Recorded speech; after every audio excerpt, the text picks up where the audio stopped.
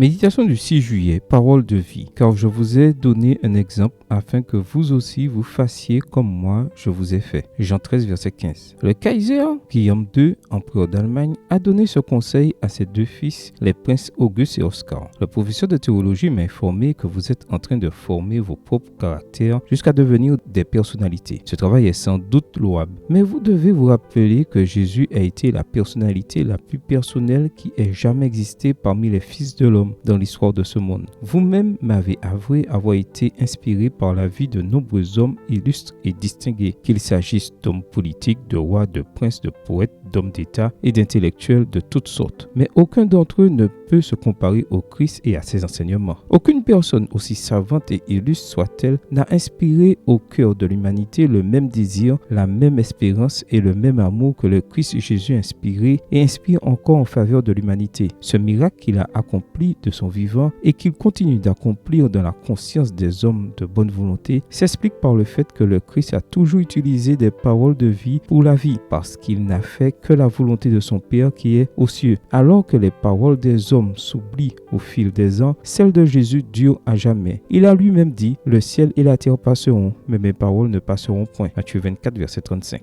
Ne penses-tu pas que le conseil du Kaiser Guillaume II à ses enfants est très précieux pour nous aujourd'hui? Il leur a rappelé que Jésus a été l'être humain le plus influent qui ait jamais vécu. Il les a invités à suivre son exemple et à garder ses paroles dans leur cœur. Nous devons nous aussi faire de même et donner à Dieu la première place dans notre vie. Alors nous pourrons accomplir son dessein et être une bénédiction pour les autres. Es-tu prêt à suivre l'exemple de Jésus et à servir les autres avec amour et humilité? Que peux-tu faire aujourd'hui pour imiter son attitude et ses enseignements? Demande à Dieu de t'aider à ressembler davantage à Jésus. Amen. Bonne journée à toi et que le Seigneur te bénisse.